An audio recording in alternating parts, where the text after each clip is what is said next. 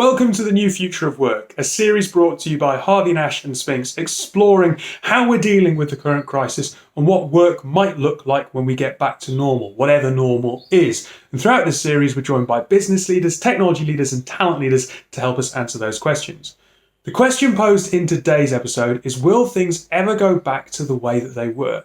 Something that I think a lot of us are asking right now. And to help me do that, we've got three great guests. They are Slawek Soszynski. He's the CIO at ING Bank Slawek. We've got Eddie Dillon, who's the founder and CEO of CreditLogic. We've also got Dirk Ramhorst. He is the CIO and CDO at Wacker Chemie. So on this fifth episode, we are joined by three more experts in three very different areas. We're joined by experts from Poland, from Germany, and from Ireland. And it is to Ireland that I will go with the first question. Eddie, when we were chatting on the phone, you kind of suggested that maybe the question itself, will things go back to the way things were, is maybe naive. It suggests that there is, or makes the assumption that there is a defined end date to this period. What do you think the reality is? Well, I mean, I think we're all desperate for some level of finality to that particular question. I was looking earlier, and I believe a university in Singapore have analysed all levels of data, and they have determined definitively that the end date will be the 2nd of December. But I think our instincts collectively would lead us to conclude that we're a considerable distance from any end to the pandemic. We certainly have containment, but containment is ultimately being overtaken with an economic imperative to open up again. So I believe that we will, I think there are some challenges to the underlying question, because I don't believe that we are going to see an end date for 12, 24 months. So it's a period of adjusting to our current ways. It's interesting that you cite a university there. I noticed actually in the press just today, it might have been last night actually, Cambridge have gone and announced that there'll be no lectures in person until August 2021, which really kind of pushes it out from anything else that I've read. I get the sense that it's almost like a BC AD moment, kind of, rather than it being, when we were talking about this initially, we're going to get back into the office in 3 weeks' time. There'll be a short period of adjustment and we're back in. Whereas now it really doesn't feel like that. Obviously, I think Ireland is probably very similar to the UK in that sentiment. Germany's a little bit ahead. Do you have a feeling that there might be a defined end date, Dirk? Or do you think that this is something that, again, like Eddie's point, may really just be kind of a period of adjustment where at some point we're carrying on in some new normal? I think the last sentence of what you just mentioned is the important one. So there will be a new normal. I mean, there might be an end date to certain measures that would put in place, like working from home, or at least having everybody from home, having maybe bars closed, etc. So there will be an end to this kind of measures. But there will be a new normal. So there will be a lot of things that have been implemented as part of the pandemic, which will maybe stay for longer or stay forever, because people have experienced this kind of new setup, and they will keep it. Out of interest, Slawek, to bring you into the conversation, at what point do you think we'll go back and question whether or not the changes that we're making now, due to the rapid acceleration of digitization, whether or not they're the right changes? And are we going to kind of look at some of this new tech or relatively new tech that maybe has been implemented in the last 5 years and go, well, that's the new legacy? Yes, that's an interesting question, because you actually, if you're looking on the banking sector, banking is in principle actually probably the most digitalized so far, looking across different sectors of the economy. And what we actually seeing on different sectors is there is a tremendous shift now. I mean, people are doing quite a lot of things, maybe not in panic, but in a very rapid pace. And just to name a few, the whole fashion, the whole retail industry is completely changing. Real estate at this moment scratching the head and thinking like, what's going to happen from the demand perspective? Like, is can people going to come back to the offices, and what will be the space requirements, and if they will come back to the offices, how to do to make a proper flexible working possible, like desk booking or whatever, right? So a lot of things happening. Like for me, COVID-19 is definitely a black swan event, and accelerating a number of things on the digitalization. Frankly speaking, I'm more worried about things that developing in the back, like meaning the financial crisis. That's something that we should close very carefully and see how to react on the situation, how it's developing. Poland itself, it's obviously delayed when it's coming to the other countries. So like obviously, Italy, France, Germany, etc. They are like a month ahead of Poland. Luckily, from the COVID-19, we impacted significantly lower than those economies. But financial crisis is a joint market. So impacts there will be there, and Poland will be definitely impacted. And we see what's happening in the US. We're seeing what's happening in the UK, or starting to be happening in the UK. Asia, in terms of even China, looking on, they basically said that COVID-19 is done. But then when they actually start releasing all the controls, suddenly, the pandemic start coming back. So obviously needs to be a long-term kind of view what is going to happen from the physical actions that needs to be happening, but also from the digitalization of the companies, right? And that takes time, unfortunately. Yeah. Just to kind of ground this in something that everyone is talking about, because everyone kind of makes this assumption that we're going to get back to the office. What is the purpose of an office post this pandemic? I mean, Eddie, when we were chatting, you were saying to me, you can't have some people, it's got to be either physical or virtual, effectively, because if you're on a meeting and it's virtual and 5 of you are in a room and 2 of you on a phone call, the 2 on the phone call habitually get a little bit ignored. So therefore it's actually fairer and more equal and inclusive to have everybody in a virtual environment.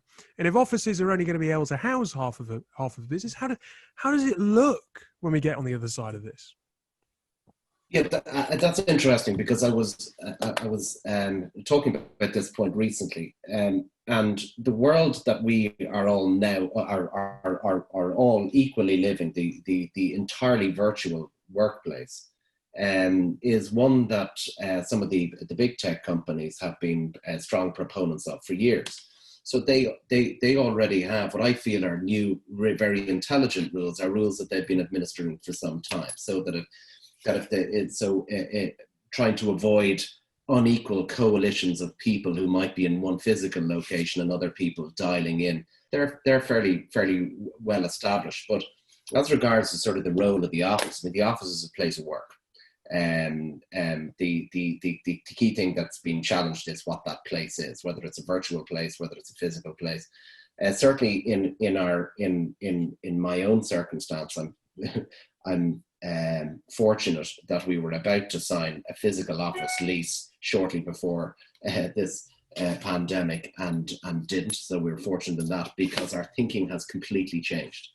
And it will be a rebalance of a physical dominant office to one that is more balanced, where our team will inform how they want to work. So we will not certainly have a physical location that we will occupy to scale and grow within it, but rather a physical location where on occasion people can elect to go collaborate, can engage socially. I think the elements that we're really missing at the moment, but there is a very important role of physical interaction, but it will be more intermittent and informed by the team rather than an imposition.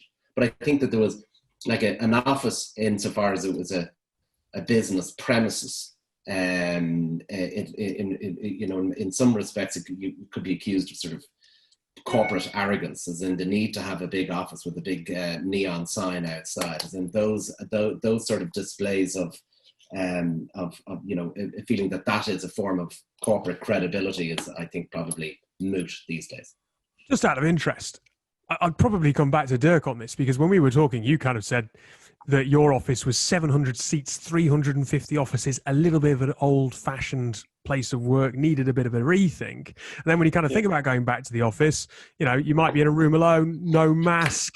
You'd have to wear masks perhaps, whereas the home office is a much freer organization where you don't have all these rules and restrictions.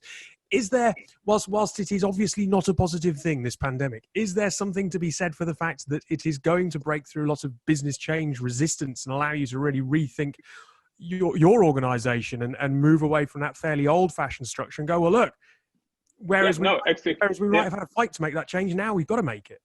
No, David, you're absolutely right. I mean, we were just in the process of rethinking our office setup in order to give us a more modern infrastructure setup. Of course, tearing down a lot of walls and bringing people together. But last summer, we still had the planning assumption that everybody has his or her own seat, without desk sharing, etc. And what is kind of left over from being at home these days is to rethink, similar to what Eddie said, to rethink the setup in a more hybrid sense. So having, let's say, dedicated, let's say, a purpose for being in the office versus from being in the building of the office. So I would really second what Eddie just have said in the way of there's a purpose for a building, but it's not the purpose of this building in order to provide an office for each and everybody, rather than to build or to provide a room for collaboration in a sense for socializing, because you can simply also work from home. This is what people have now experienced. I'm at home for the 10th week.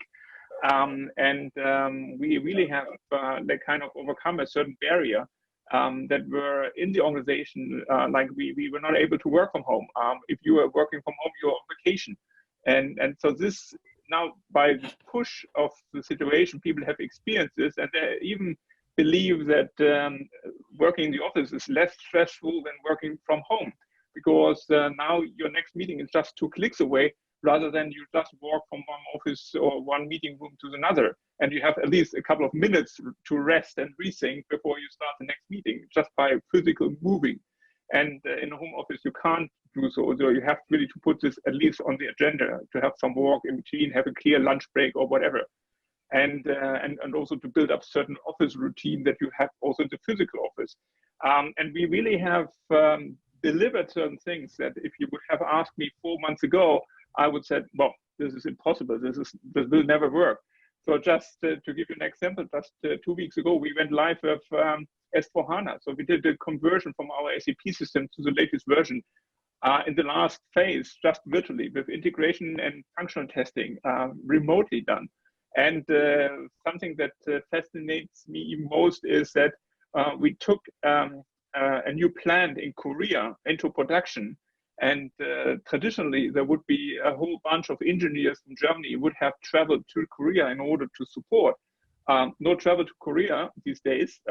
So also this really, the physical plant, and if we talk about a chemical plant, was put into production remotely, using video conferencing, video tutorials, etc., etc. So amazing results out of something that was not the invention of the people. It was just giving the results of the circumstances. Just out of interest, very, very quickly, and to ask all three of you, is it the office you miss, or is it the socialization about an office that you miss? I think socialization. Yeah, I agree. I mean, although, you know, we all will need some form of space, right? Like, you know, we're all saying that, you know, with agile working, you know, basically we should be sitting together. So, you know, have a better kind of space for collaboration together, regardless, you know, what the function you perform. But at the same point of time, you know, COVID-19 show us that working from home is actually improving the productivity, right? So it's a surprise. And what is fascinating is actually, for me, would be like, what's the long-term view? Is it that productivity will sustain? And I think the answer from my perspective would be probably no. We need some space where actually people can gather together and have even a couple of drinks and share views and work on something together and see each other. And companies will definitely struggle with different norms in terms of the making sure that the corporate culture is there and still be maintained if there is no physical presence, right? So that's something that we'll have to work, all of us, on this, make sure that that's in place. Slawek, just to jump in then, I mean, Yeah. you mentioned sustainability. If this is sustainable and it's safe and it's productive, it kind of begs the question, why would you change back? Surely it's going to be more upheaval for the business and more risk in trying to go back to the way things were. I think we have to come back to the level of how do we innovate, how people innovate, right? And people at this moment, like there is no, like most of the innovation are not done as a one standing person, right? It's more like group collaboration and coming up with something. And people, the best way to collaborate is actually to have people together and working together and developing through the values that they believe that is the right value. Although, from another hand, I also strongly believe that this is our strong chance to change the world and do the things that we done historically completely different. And we should not regret the past. We should think about the future and make it and try to make it future. I hope the old behaviors will never come back, some of them, but I don't know what will be the long term. I think it's a little bit early to say. Something which sorry, go on, Dirk. No, I think something important what Slawek said is the corporate culture. I mean, if we all work as lonely wolves from home, there's a risk of losing this corporate culture. So therefore, besides the examples Eddie have shared in terms of purpose of an office, there's another purpose of bringing people together in order to kind of live the corporate culture. And this is a challenge in the virtual world. So you need a certain extra effort in order to transform this physical culture into a remote culture and still have the same values and the same understanding. And so this is quite important. And yeah, you're absolutely right. I mean, working from home is more efficient. You don't have to commute, etc. And if you reduce, let's say, the remote work to, let's say, video conferencing, telecom conferencing, etc., then, for example, business travel in terms of business journeys to whatever Asia, etc., have a total different purpose. Because it's more about interacting in the sense of corporate culture rather than just going there for a meeting. Because we all learned you can much effectively do this also virtually. Just on that point, to pick up on that, sorry, because Eddie, I'm going to come to you anyway, so I'll ask you this if that's okay, and then ask if you can build on Dirk's point as you I suspect about to. But we've definitely torn down geographic barriers. I'm working with people from different locations more than I ever have, and collaborating with them more. It kind of makes the notion of a London office and a Birmingham office seem somewhat antique already, rather. But Dirk's talking about culture there. Do cultural barriers remain in place? Well, it depends on what you define by culture. So the culture that we're talking about, as in a company culture. So if you talk about there's a company culture can impact your adoption of new ways, tools, methodologies, processes. Is it? I mean, our geographic, it's our cultural boundaries on a geographical level. That depends on how a company addresses it. So there's precedent here. If you look at various international firms that are very conscious that they don't want any localized culture by geography, by office, by jurisdiction, they overcome that but they have to very consciously do it and impart the core company values and culture. And then they very often bring people together through events and whether through functional meetings or whether cross-functional or all company gatherings. But cultural boundaries, we will always revert to whatever the culture is at a localized level, unless our eyes are open, we're encouraged, and we're brought in together in a wider way. So I don't believe there's any cause for any geographical dimension or barriers, whether cultural or otherwise. But where it is a very significant risk unless a company takes actionable, takes action to ensure that doesn't occur.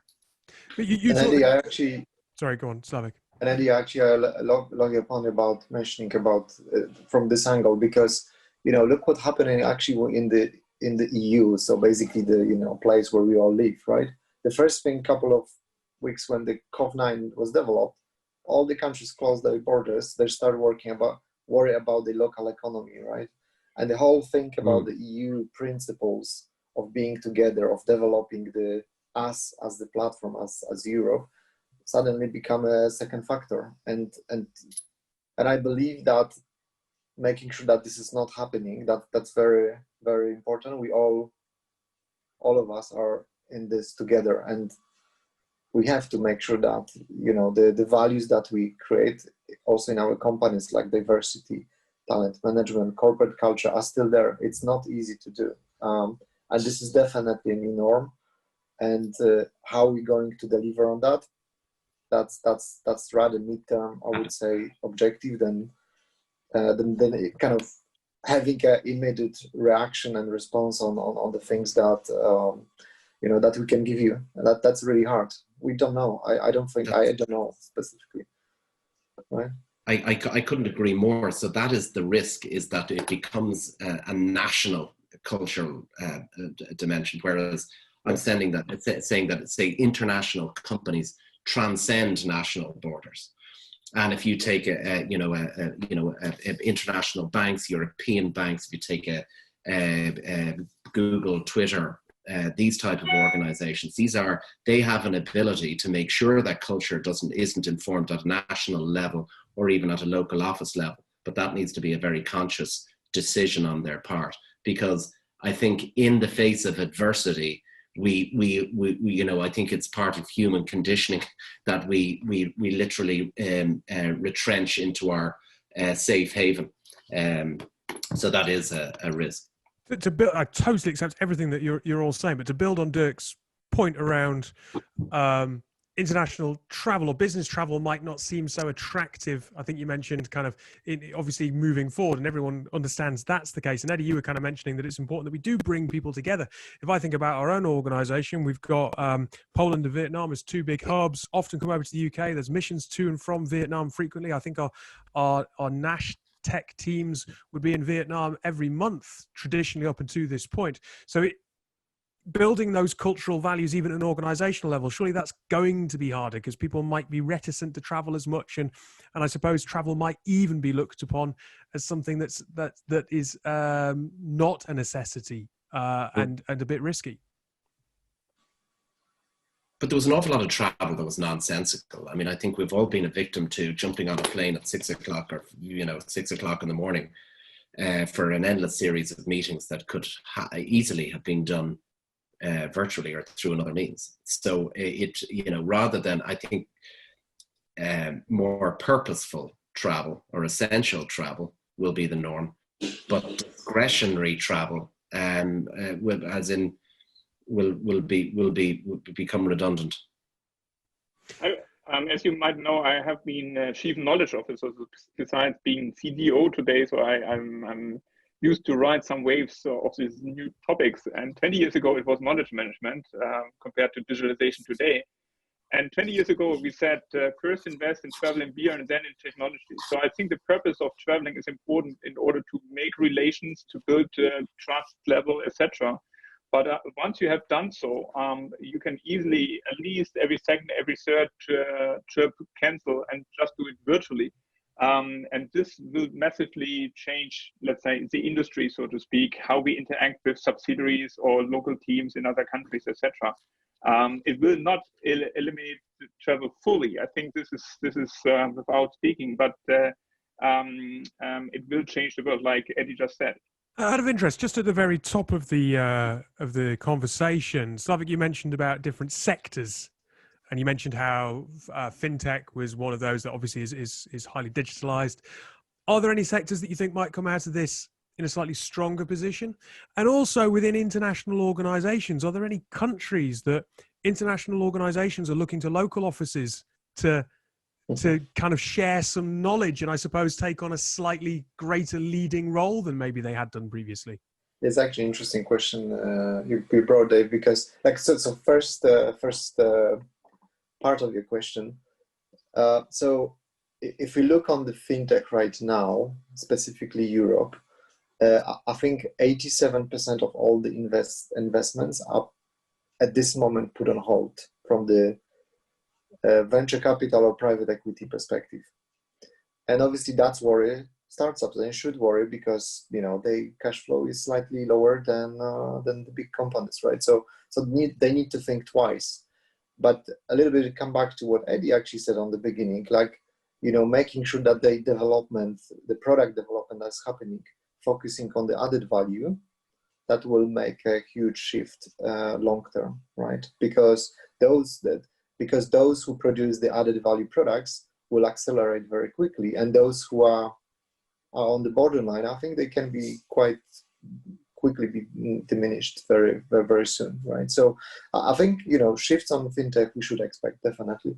And, you know, traditional banks the same. Like, I strongly believe that, you know, banks are just the software houses with banking license, and the things on digitalization will continue very rapidly. You know, automation, RPI, you know, making sure that the agile and data and proper data management is there. It will happen.